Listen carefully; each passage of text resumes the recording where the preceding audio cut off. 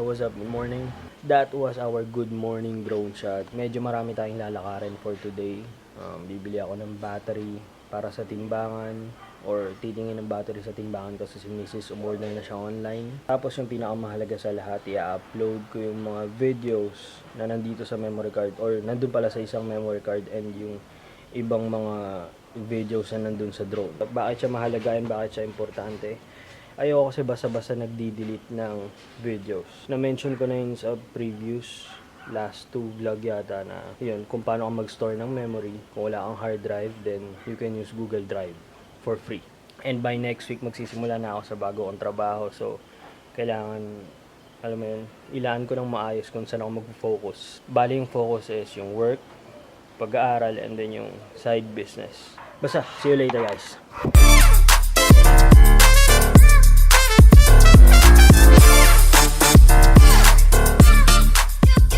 So ayun, sisibat na tayo ng bahay and pupunta ako sa Robinson. Maghahanap ako ng Japanese crackers battery para dun sa weighing scale. Sobrang makakalimutin ko, kaya nililista ko yung mga bagay na dapat kong gawin or mga dapat kong puntahan. There are so many times na nakakalimutan ko na kailangan ko na pala magpagas.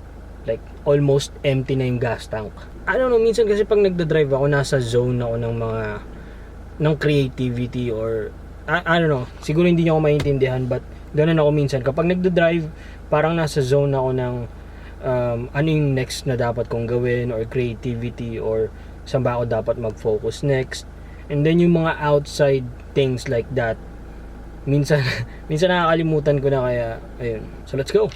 Kakalabas ko lang ng subdivision, and ito yung pinaka-favorite kong area para magpalipad ng drone. Isama na lang din sa montage, syempre.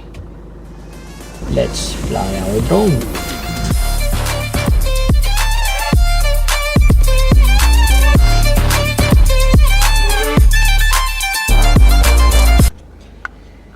Paalis na sana ako. Tumawag yung Lazada, and hindi pa naman ako nakakalayo sa subdivision namin.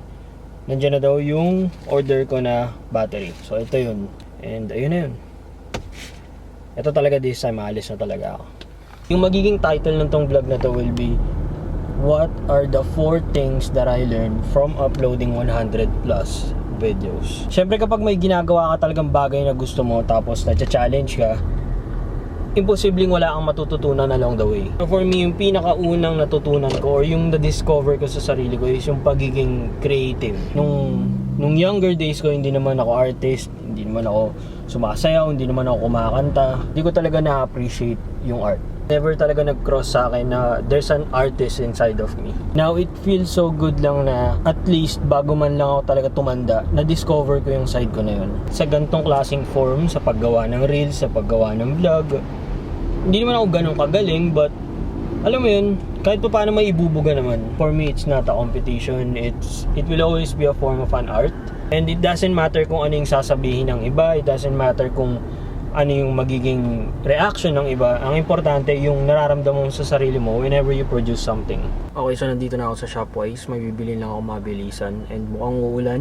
Ang gulo ng panahon ngayong araw na to. Umuulan, umaaraw. Umuulan, umaaraw. Tapos kumakalat pa daw yung monkeypox ba yun? Sana hindi siya tuluyang kumalat, or yung mas pag-aralan pa nila na kung ano yung magandang solusyon, or ano yung magandang bakuna agad dun. Kasi iba na to sa COVID. Sa COVID, kapag nagkaroon ka ubo, sipon, parang medyo medyo mapa-private mo pa, or parang pwede mo pa itago. Not to the point na itatago para makapahamak lang ba. Hindi ganun yung point ko. Pero yung monkeypox kasi, magkakaroon ka ng mga sugat, or kung alam niyo yung bulutong, wala. Disaster talaga yun.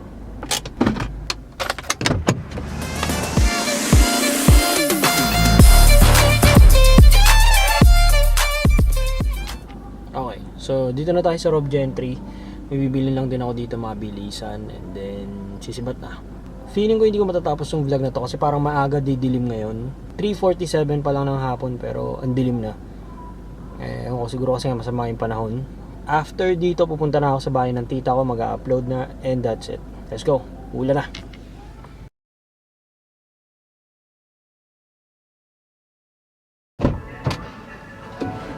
Okay, so yung second thing that I learned from uploading almost 100 videos, yun yung na-appreciate ko yung life more than ever. Hindi siguro basta-basta maintindihan ng someone na hindi naman nag-upload ng videos or hindi nag-stock ng videos in whatever form. Kapag pinapanood mo yung mga videos na nilagyan mo ng effort and then na-highlight yung significant na nangyari sa'yo nung araw na yun, yun palang sobrang priceless na ng feeling and wala, hindi ko ma-explain. Kaya ako sinabi kanina na baka hindi maintindihan nung mga hindi nag-upload ng videos or hindi nag-stock ng memory. Kasi whenever something happened sa past, tapos mababalikan mo siya in a form of a video na talagang, alam mo yun, talagang concrete mo siyang makikita, iba yung nagiging impact niya sa akin kumpara dun sa pag-uusapan lang and then maaalala mo lang kung ano yung nangyari. That's why sa mga friends and sa ibang tao na kakilala ko or close sa akin, lagi ko silang sinasabihan na mag-record kayo ng video or upload some videos na hindi mawawala or hindi mabubura. Hindi na lang siya basta blank memory na aalalahanin mo lang, kundi mas makikita mo talaga siya na ito pala yung nangyari before. Parang ma-highlight yung nangyari sa'yo, either maganda or pangit man yan, sa mas madaling paraan. Medyo complicated siguro yung pagkaka-explain ko, but basta yun na yun. Gusto ko pa sana magpalipad ng drone pero wala, napaka-imposible na. Lakas na ng hangin, maambon na, nagats na. Okay, so nandito na ako sa bahay ng tita ko and kailangan ko na rin i-crank up yung ISO nito kasi kapag hindi ko tinaasan, wala, sobrang dilim. So baka makita nyo na medyo grainy yung footage. Yung pangatlong bagay na natutunan ko is yung pag-value din sa privacy. Huwag nyo isipin na contradicting siya dun sa second thing na sinabi ko kanina. Hindi, iba to. Yung pag-value ng privacy na sinasabi ko is yung sa mga nangyayari ngayon sa social media. Minsan yung mga vlogger or yung mga nag-upload ng videos, nakakalimutan na nila yung totoong value ng private life. Minsan for the sake of content, talagang, alam mo yun, kung ano-ano na lang din ina-upload nila. And I will admit na may mga times din sa past and maybe sa future na baka ma-compromise din yung privacy ko. But as much as possible, yun yung sinusubukan ko i-prevent. May mga bagay din na I wish na sana hindi ko na shinare sa internet. Pero, alam mo yun, learn from your mistakes. Wala rin namang ibang magbe-benefit kapag na-secure mo yung privacy mo, kundi ikaw lang din naman. So yun, hindi lahat ng bagay kailangan mo i-upload, hindi lahat ng nangyayari sa'yo kailangan i-update mo sa internet. Like, hindi safe yung mga information na sinasabi mo.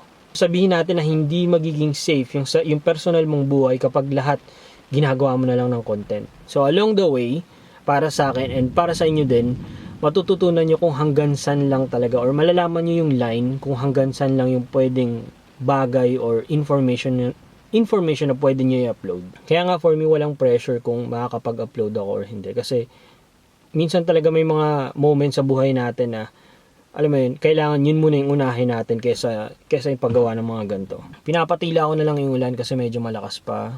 Kahit sabihin natin nandyan lang yung gate.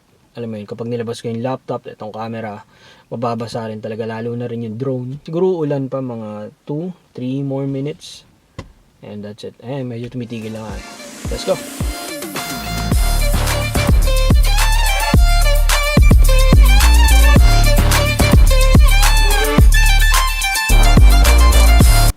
Okay, ita-timelapse ko na lang to kasi medyo nagmamadali na rin ako.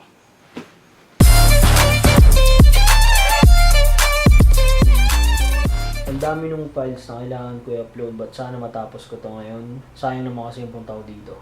Nakagaya ko na walang hard drive or walang tiwala sa hard drive. Ito na lang isa sa pinaka natitirang option nyo na free. Yung pang-apat na bagay na natutunan ko dito sa pag-upload ng videos yung parang gumagawa ako ng sariling documentary ng sarili kong buhay. Which is an opportunity. And for me, parang sobrang astig nun. I-edit mo lang ng tama, lagyan mo lang ng sequence. Hindi mo na kailangan masyado ng arte. But, ayun na, meron ko ng sariling documentary ng sarili mong buhay. So, ayun lang. For me, gagrab ko lang yung opportunity na pwede pa ako makapag-upload ng videos as much as I could. Maniwala man kayo sa akin or hindi masasayang yung oras nyo dito. And I think that's it for today, guys.